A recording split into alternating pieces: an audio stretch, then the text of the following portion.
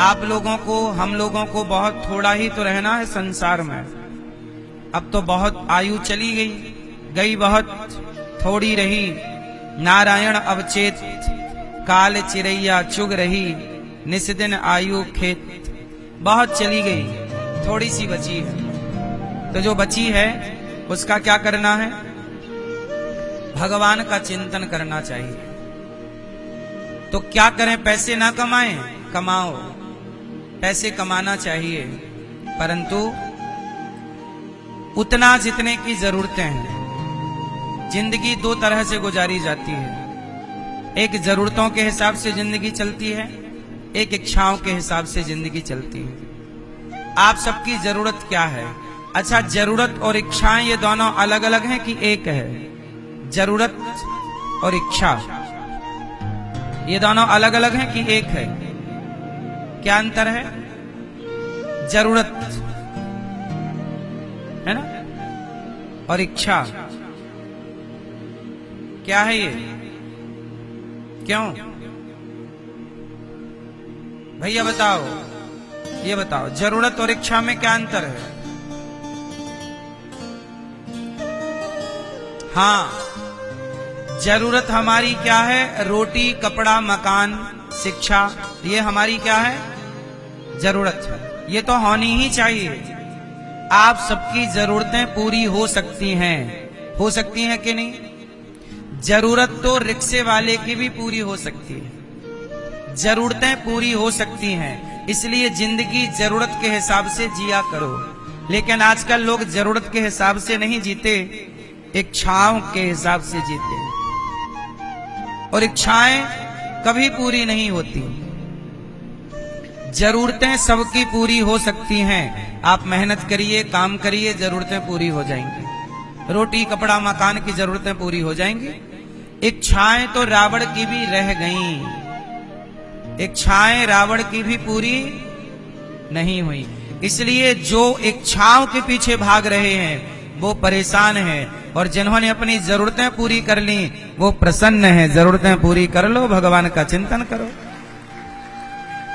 जरूरतें पूरी करके भगवान में लग जाओ, कल्याण है। इच्छाओं के पीछे भागो, कोई अंत नहीं है।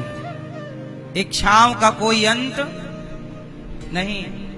रावण का सर्वनाश क्यों हो गया? जरूरत थी कि इच्छा थी? क्या थी?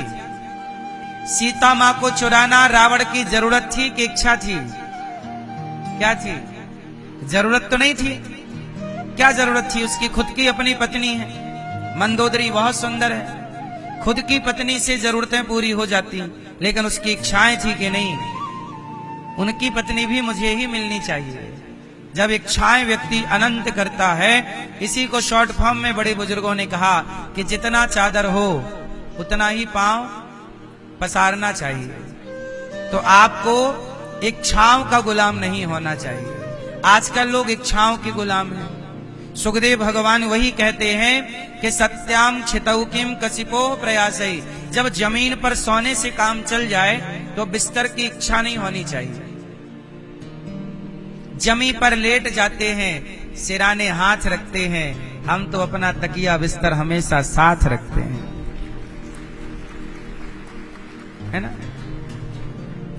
जमी पर लेट जाते हैं, सिराने हाथ रखते हैं, और हम तो अपना तकिया बिस्तर हमेशा साथ रखते हैं। इच्छाएं जिसकी जितनी कम होंगी वह व्यक्ति उतना प्रसन्न होगा। होंठों पे मुस्कान है आपके, मतलब आपकी इच्छाएं कम हैं, और आप बहुत परेशान हैं, मतलब आपकी इच्छाएं ज्यादा है। जीवन सुख के लिए मिला है, पर यहां इच्छाओं का गुलाम होकर व्यक्ति दुखी दुखी होता रहता है। अब आप ही बताइए कि रावण जैसे समृद्धवान राजा का सर्वनाश हो गया इच्छाओं के कारण। अच्छा ये बताओ, दुर्योधन का सर्वनाश किसके कारण हुआ? जरूरत के कारण कि इच्छाओं के कारण? बोलो। दुर्योधन का अपना स्वयं का राज्य था। क्या राज्य था? इंद्रप्रस्थ, हस्तिनापुर अपना खुद का शासन था, खुद का राज्य था, लेकिन वो ये चाहता था कि पांडवों का राज्य भी हमें मिल जाए, पांडवों का धन भी मैं जीत लूं, कैसे उनका भी धन मुझे प्राप्त हो जाए। तो ये इच्छा है कि कामना है? ये इच्छा है कि जरूरत है? बोलो। ये जरूरत नहीं थी पांडवों का धन लेने की, लेकिन दुर्योधन की कामनाओं ने दुर्योधन का नाश कर दिया। आप लोगों से प्रार्थना करता हूं, कामनाओं के गुलाम ना होइएगा। राम इतना दीजिए जामे कुटुंब समाए, मैं भी भूखा ना रहूं साधु न भूखा, यही जीवन का सिद्धांत हो। हे विधाता हमें इतना ही दो जिससे हम भूखे ना रहें और द्वार पे आया कोई साधु, बस ये कामना चाहिए और क्या। सुखदेव भगवान कह रहे हैं, परीक्षित जीवन मिला है, भगवान का चिंतन कर लो। अंते नारायण स्मृति, जिसका अंत में भगवान नारायण का स्मरण हो गया, जो भगवान के स्मरण में लग गया, उसी का कल्याण है, उसी की गति है, वरना सबकी दुर्गति होनी निश्चित है। दुर्गति होगी यदि आपने सदगति का प्रयास नहीं किया तो। आप ही अपनी सदगति कीजिए अच्छे कर्म करके, और आप ही अपनी दुर्गति का कारण बनिए गलत कर्म करके। भगवान बड़े दयालु हैं। भगवान ये नहीं देखते कि तुम कौन हो, भगवान ये देखते हैं कि तुम्हारा भाव क्या है। जब भगवान कृष्ण दुर्योधन के यहां गए शांति दूत बनकर, उस समय दुर्योधन ने भगवान से कहा कि प्रभु मेरी माँ ने आपके लिए 56 भोग बनाए हैं, जरा चल के खा लो। भगवान ने कहा दुर्योधन हम तुम्हारे घर भोजन नहीं कर सकते। क्यों? क्योंकि तुम्हारे हृदय में हमारे लिए ना प्रेम नहीं है। क्या नहीं है? प्रेम। जहां प्रेम होगा हम वहां खाएंगे। दुर्योधन ने कहा मां ने बनाया है, चला जरा खा लीजिए। भगवान ने कहा कहां खाओगे? बोले हम विदुरानी के घर खाएंगे। दुर्योधन ने 56 भोग परोस दिए और भगवान 56 भोग ठुकरा के कहां गए? विदुरानी के घर। काकी से कह रहे हैं काकी बड़ी भूख लगी है, कछु खाएवे को मिलेगो?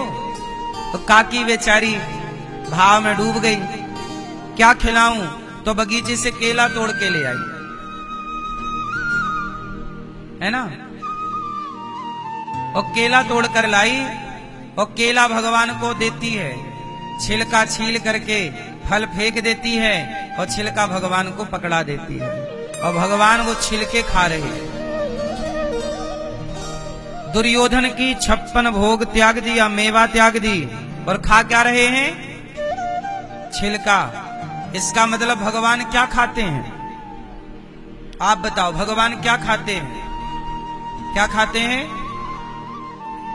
प्रेम से, भाव से जो भगवान को दे दिया जाए, वो भाव से जो दिया जाए भगवान सब ग्रहण कर लेते हैं। भाव का भूखा हूं मैं, भाव ही एक सार है,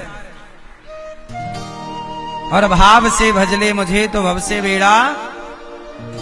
इसलिए आप ये मत देखा करो कि हम भगवान को क्या खिला रहे हैं, क्या खिला रहे हैं ये मायने नहीं रखता, किस भाव से खिला रहे हैं ये मायने रखता।